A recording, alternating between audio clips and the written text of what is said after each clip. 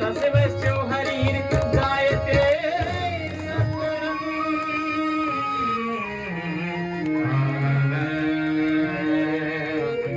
कर्पूर गौरम